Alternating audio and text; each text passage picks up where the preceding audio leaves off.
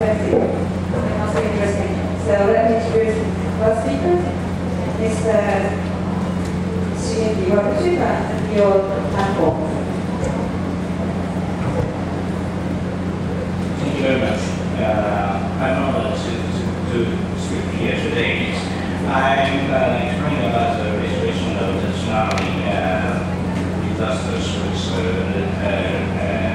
the triggers the ecosystems. First, the future we want.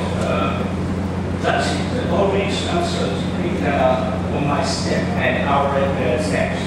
This answer is always inside of you and inside of myself. For example, I think it's a Pavega, the day before yesterday. It's a very good man. He takes maps by hand, and their family is very happy. The rich, not so rich, and our daughter gave me the present 7 years old. This is a surveillance structures, and the surprise is very important situations.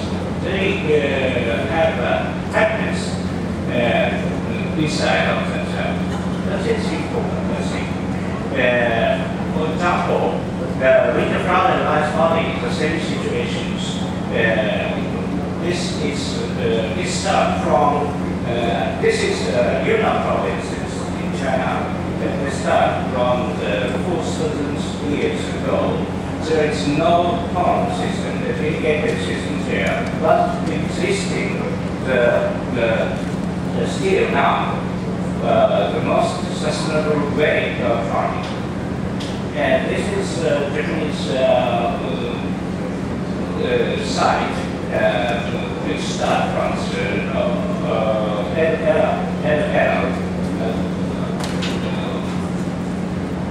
this is a Rita fraud and started with steel starting and this is my town, Hipka Satoyama in Toho. The mountain has a lot of mosaics, situations, the farm, the forest, wetlands, and farmland, and livestock, and that places the tsunami disasters occurs. You can imagine cars and a lot of stones. Houses carried by tsunami, and this is destroyed both and marine. At the same time, social ecosystems seems like destroyed. And we established a total green renaissance project built by using the ecosystem, restoring those kinds of places. And the goal is green renaissance is free. And our time is mitigate the disaster risk. So the ecosystem is very important. And the careful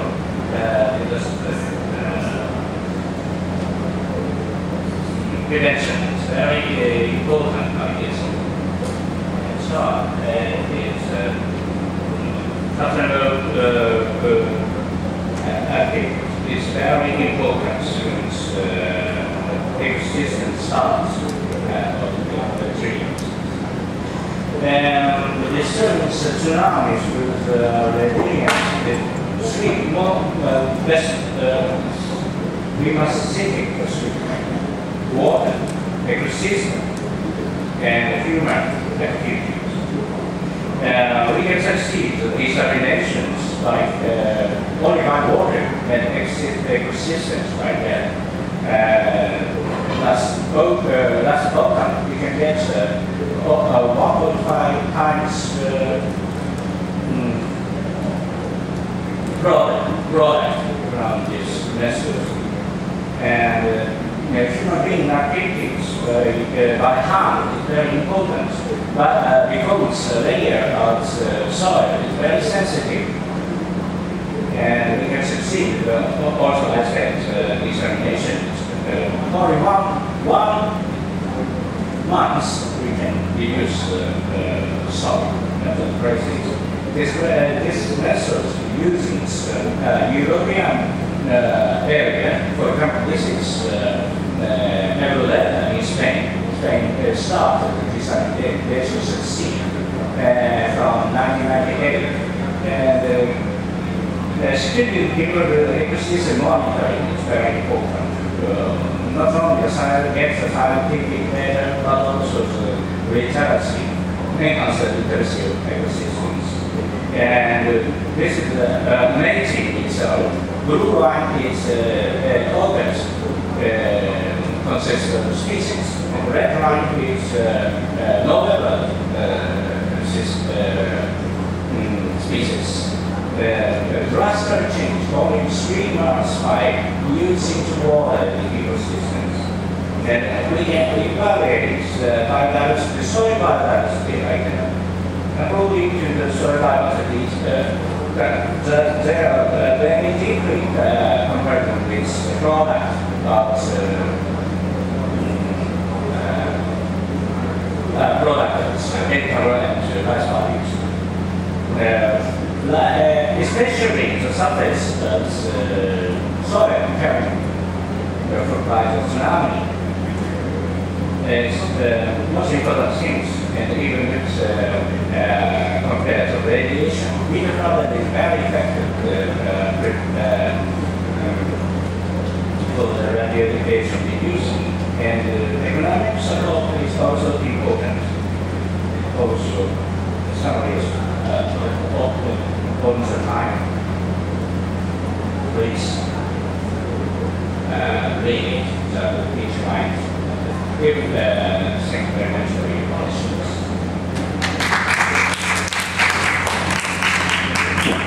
Thank you very much, Mr. Babuji. Next speaker, we suppose we have Mr. Daniel Thomas from LBC Watch or Heidi, but unfortunately I can't find in this room. So sorry about this. We move on to the next speaker. So the next speaker will be Mr. Kiyota Takahashi from Japan International Market Center. Please.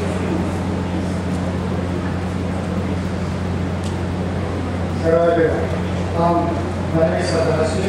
I work for the Japanese Development NGO, which is for the Japan International Center. Now we are in Korea.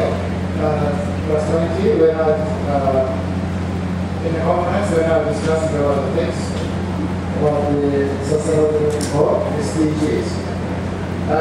So my role here is to draw some lessons from our experiences working with Millennium Development Goal, MDGs.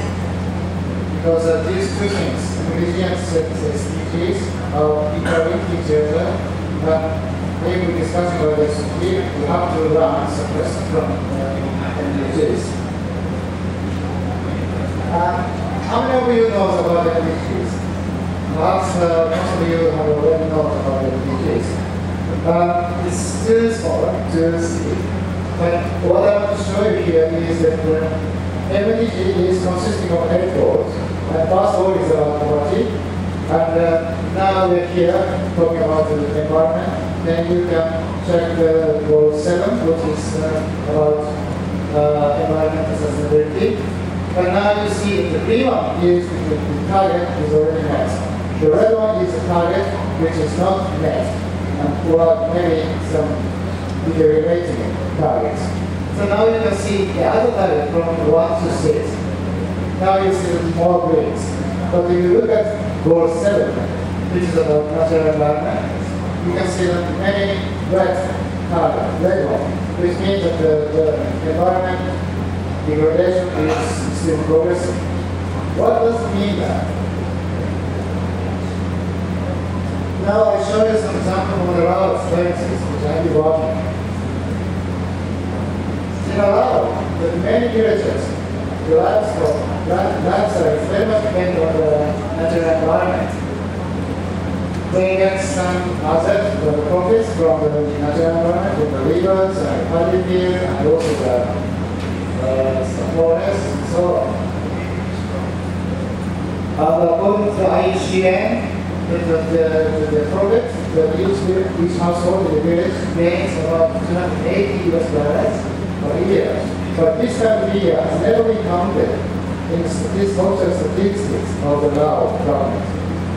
Then what happened is,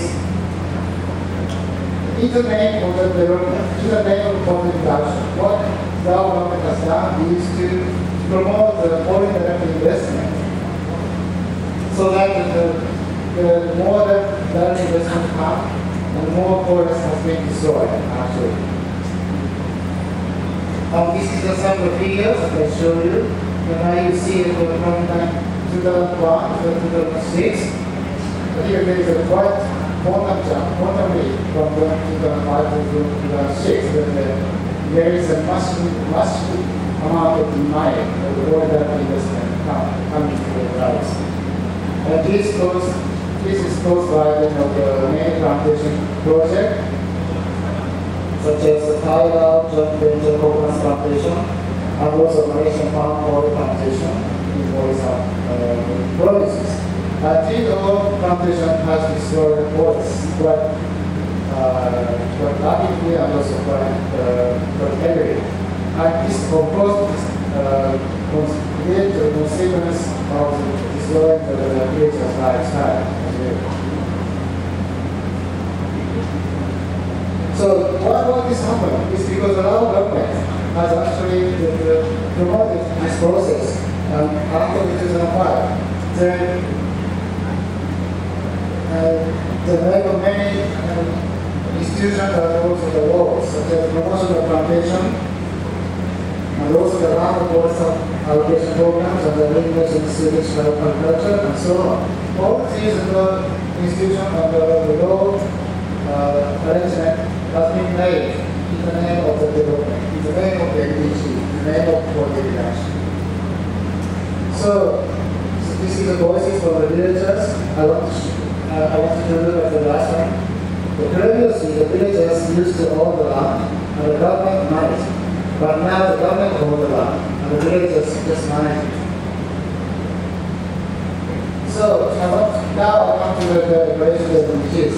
Yes, LDGs makes sense because it promotes the public and private support for rural quality, and also the foster the greater coordination among the international donors, and also it contributed the more receipt from the economic growth towards the social sectors. Also it promotes the perspectives of outside oriented.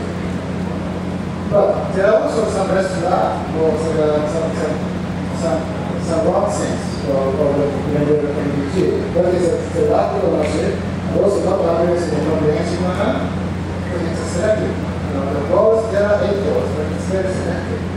And also the two focus to the conflict and just the donor-centric, the government-centric approaches, and also connected to the emerging global challenges, such as the emerging new market, and also the sectors, and also the emerging countries such as China and India, and so on.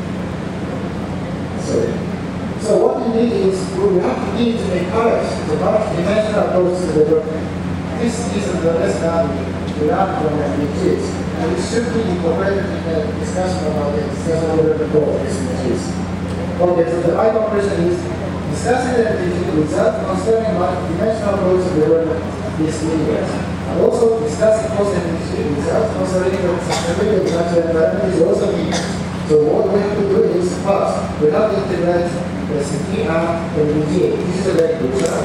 The second one is, we need to look at the cross-cutting issues, very important, such as, now actually, if you look at the text of this conference, there was some discussion about the sectors, things like food security and water, but before that, they have to discuss about more important cross-cutting issues, such as ownership and legitimacy and rights based and liquidity and addressing the resources and so on. So this is the rest we will learn. We will continue to discuss about this, the discussion like this. Thank you very much. Thank you very much, Mr. Watashi. The next presenter will be Ms.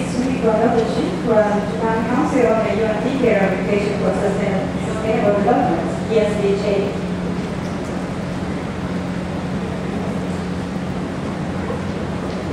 Good morning, everyone. I'm Fumiko Noguchi, International Program Coordinator to the Japan Council on the Decade of Education for Sustainable Development, ESDJ for short. Here, I just want to present a case from Japan, which is located in the northern part of Japan for homeschool novels.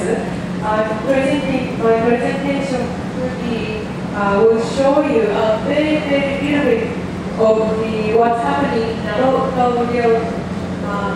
real local community context. But we see due to the time constraint, I might not be able to go too deep into the sort of what's happening there. I'm really sorry about that, but I just want to show you a little bit about this.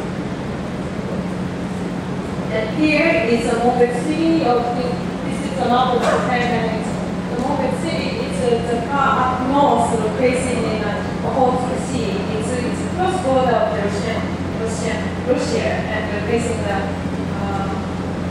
You can see that on the top of the map, it's Sakhalin. It's a part of Russia. And here we have indigenous peoples in Japan, and it might not be well known, but we have two indigenous peoples, which is one is in Okinawa and one is in Hokkaido Ainu people. And they are traditional owner of Hokkaido until the 1890s. And the Japanese government colonized Hokkaido 8 years and continued assimilation policy until 1997. And Ainu people were discriminated, socially, economically marginalized in the process of the Hokkaido development. And the government recognized Ainu as indigenous people of Japan in 2008.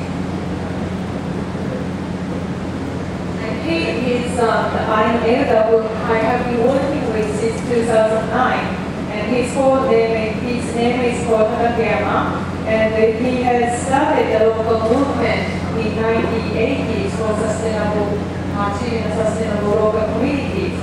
And the Mopeds community has 200 and 300 population, and they're ethnically mixed between Ainu people and non-Ainu Japanese people too.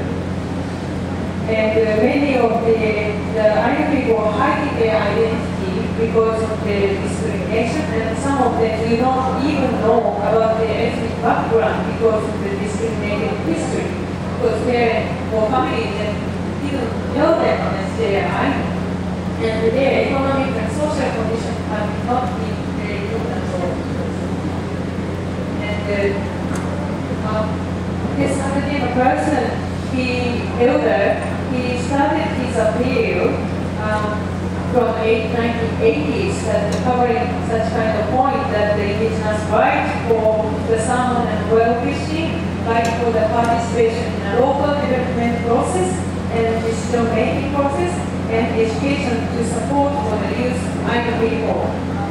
And one of the most urgent issues in this appeal is a governmental construction plan for the final waste dumping site on the upper stream of the river, where Mopeds Ainu for the be holding the welcome ceremony for the salmon every year.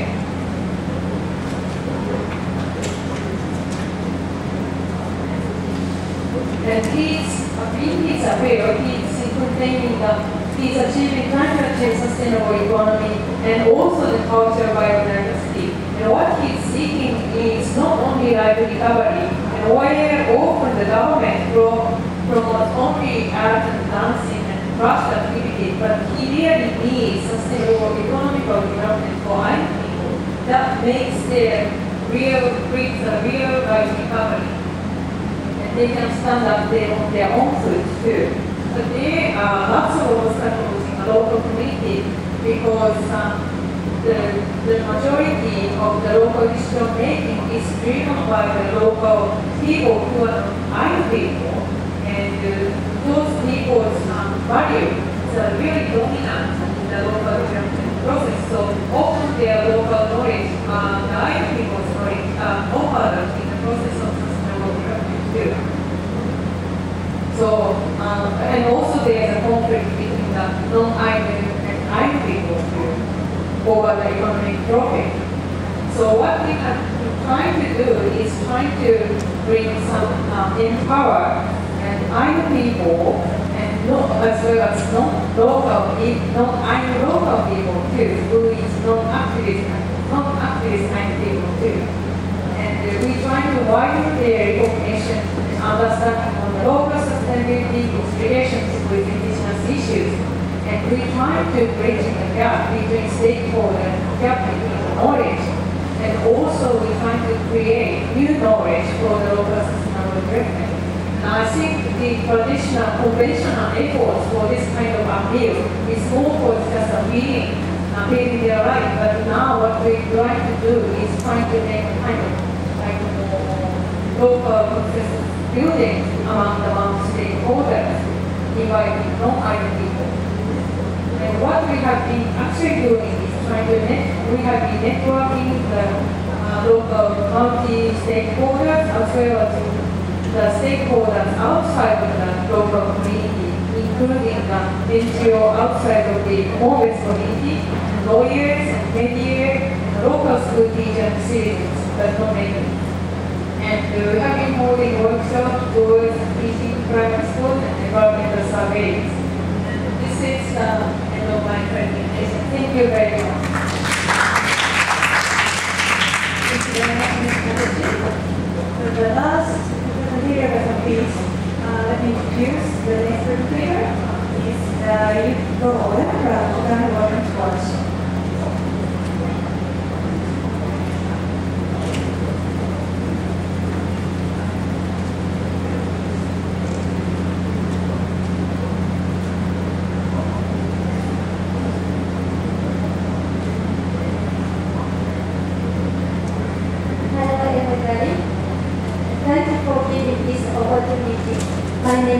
オーナー、representing Japanese Women's Network for Japan Women's Watch. Japan Women's Watch is one of women's networks working with Asia Pacific Women's Watch. It's called ADWW. Upon this disaster, the last disaster last year, many women groups around the world contacted us. They wanted to give us support for people, and especially women in the disasters affected area. So Japan Women's Watch received some donation from all over the world and distributed to women groups who are supporting themselves. I'd like to say thank you for the people who supported at that time that this is present. Today's presentation is about SDGs. What should be SDGs, especially from the viewpoint women group in Japan. We see the women group see the most important aspect in our vision of sustainable society is of economic and social environment and also energy issues. Economically, that should be the economy that women should empower through economic activities. Women are not the receiver, but should be the major actor of the activities. In society, socially, the human rights, especially women's rights, should be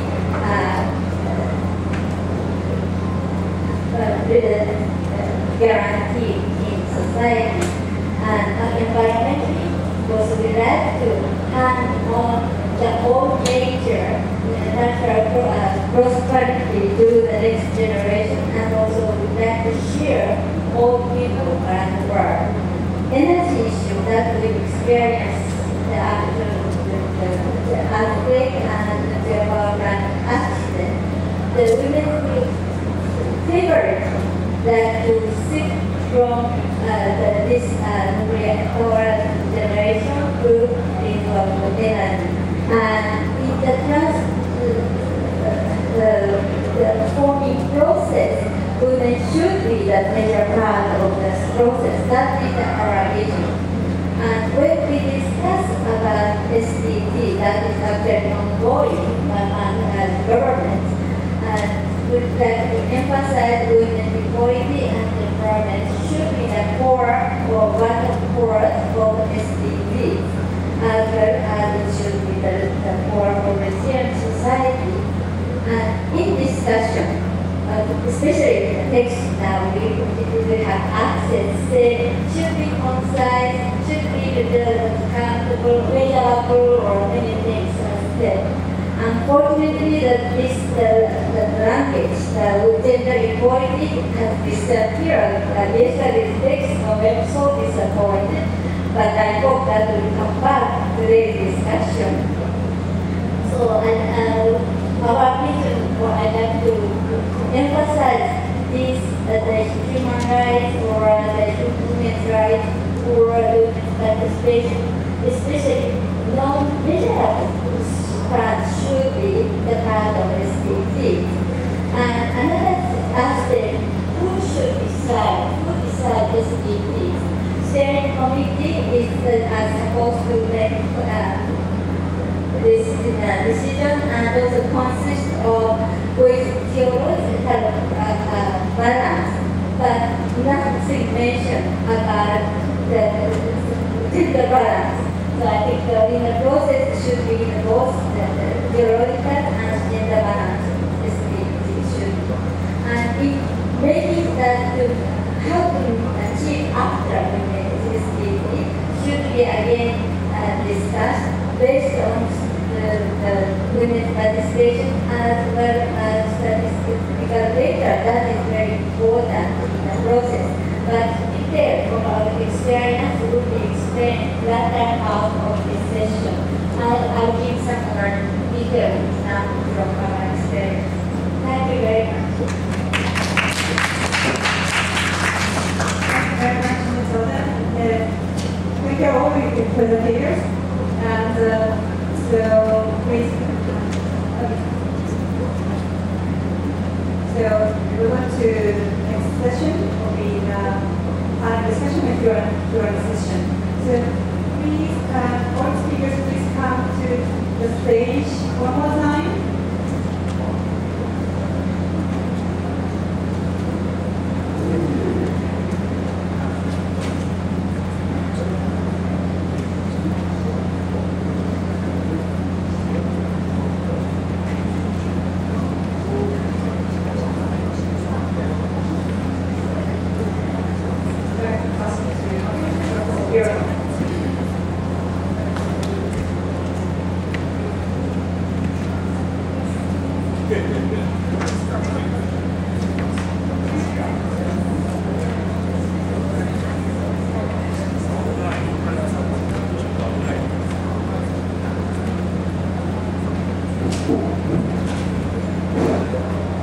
The organizer just told me that we only 10 minutes altogether, and any person in the floor who ask a question or comment, really be very brief, don't talk long. Okay?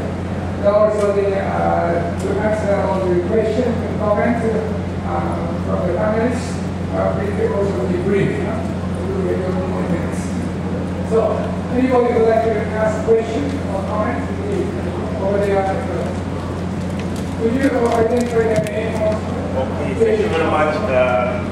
I'm Kimbo Richard from Uganda, but I'm also part of the Beyond 2015 campaign that is looking at how the SDGs can be moved together with the post-MDG development framework. So I just wanted to find it from the name is the gentleman, him, yeah. What your view is on looking at the SDGs and the post-development framework moving together? Thank you very much. Yeah, we're not be sure right away, but we have to take your other question first. Any questions you may have already?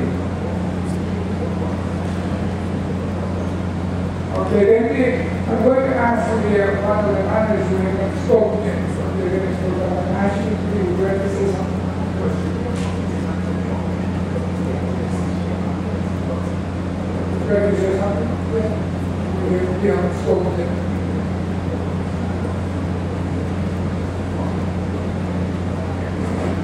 Yes, thank you very much for your question. I think I hope I understand correctly your question. You're asking how the SDG discussion should be go along with the post-MDG discussion, right? I think this is still an issue that we are discussing on the table. So, but in my opinion, as I mentioned in my presentation, that natural environment is quite key for sustainability, and also for the development, and also for the happiness of the people on the ground. So, but as we experience in the past, with the MDG, we have the goal. This sustainability has been, I don't know, to some extent, neglected or ignored to some extent, as we see in the progress chart in 2011. That there is a progress in poverty reduction and also the HIV and the AIDS issue and so on. But if you look at the target of the natural environment issue, it is still target to be met. I mean, it's still the progress to be met. So we didn't pay much attention to the environmental issue and sustainability issue. So that's why the SDGs got important. And this should be integrated globally into the MDG process. Now we're now discussing two goals, SDG and MDG, but in my opinion, these two should not exist separately. It should be integrated globally. But how it should be processed is still going on, discussing going on. And I don't know, maybe we're now discussing this in past and how it's going to be integrated into which I'm not sure of. So if you have any opinion, I want to hear about it. Thank you very much.